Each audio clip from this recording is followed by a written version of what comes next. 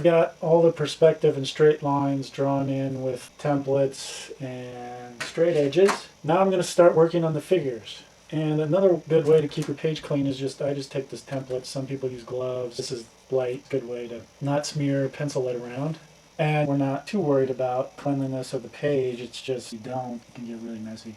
So again, this page was done with a light H pencil, and now I'm going to go over it and make my final lines with a dark pencil. And I'm using this Murata Black Warrior f2.5. So now's the time when I take these sketchy lines and just really make them the definitive clean line. At least that's how my style is. Sometimes it's not so clean. And some of these rounded lines in this giant robot, I'll go ahead and use a template. And other lines will just be by hand. Another good thing about this process, doing the roughs first and then the finished pencils later, is that it gives you an opportunity to make corrections. So because I let some time pass in between the roughs and now, I have a fresh eye to look at this page and see some of the mistakes that I didn't catch first time around. I've already done thumbnails and layouts, so I've actually drawn these figures a few times now. I drew out the thumbnail, I drew out the layout, I drew the rough. So I've had several occasions to kind of fine-tune this. I think that's really what gives for a professional look, is the fact that you've kind of gone over this several times. So I can move, if I see something like this finger is too thick, and this is where I just make that final edit and make it the way it'll look for the end. And this process also allows for editors' comments. Typically I send the layouts to the editor, get remarked, make corrections before I go into the page. And it's a lot easier to correct mistakes in the early stages. After spending all that time on the perspective, now if somebody wants to change something and all this has to move, you can see where it can get really time consuming. Another thing I've learned early on with this process is it helps to draw the figures and make sure that everything is anatomically correct. Make sure your anatomy is right, not worry about the details before you go into the detail. A lot of times what would happen was I would spend time on the costume and all these details and then realize that half of the figure was off, so everything needed to be moved, changed. So sometimes I'll even not draw any superficial detail and just have the structure. Like Angel's costume, this is going to change.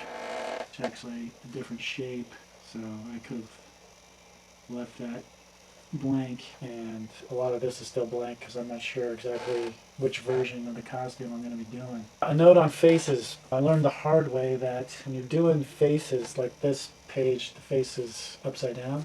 Now, the rough line's already there and I can see them, but faces are so important. Viewers' eyes go directly to faces that when you're doing a face, it's a good idea to do it looking at it straight up. Make sure it's right, because the slightest offset will make it look completely wrong. Faces are tricky and eyes are tricky. A lot of artists start with doing eyes and faces, and it's not the meat of the drawing, but it is kind of the most important eye-catching feature of the figure, so you really have to be spot on. So I'll erase and redraw until it's right.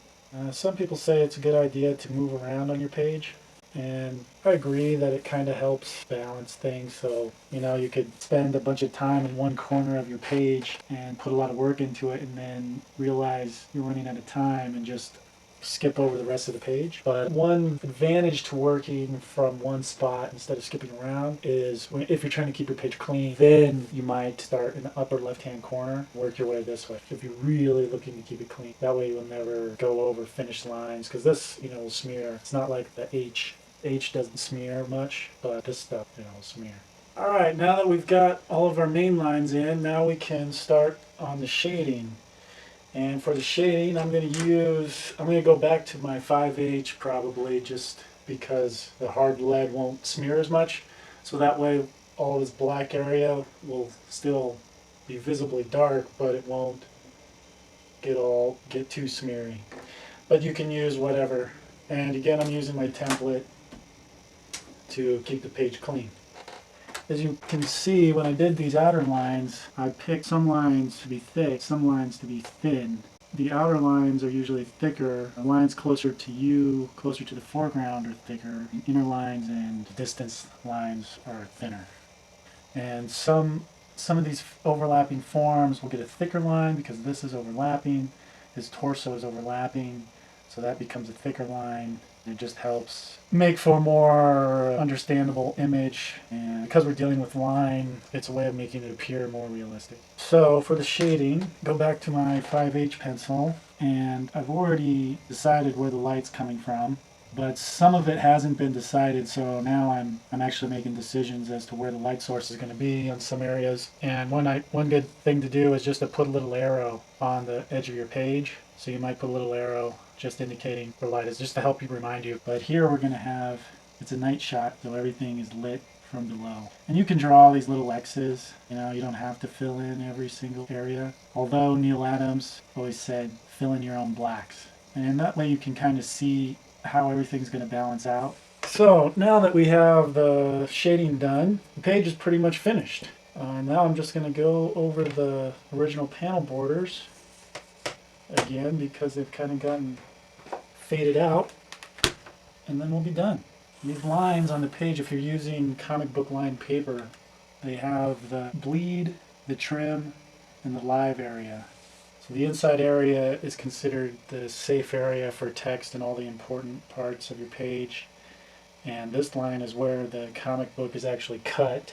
And so that's where you should see, but they leave a margin of that wide just in case, and that's called the bleed. So if you're bleeding like all these images are, you want to go all the way out to the line.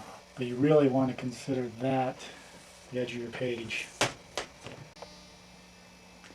So here's the finished page. So that's my process of drawing a comic book page, from thumbnails to layouts to roughs to finished pencils. I hope you enjoyed it. Hope you learned something. Thanks for watching. Be sure to check out my blog. I'm Lee Oakes. Have fun drawing.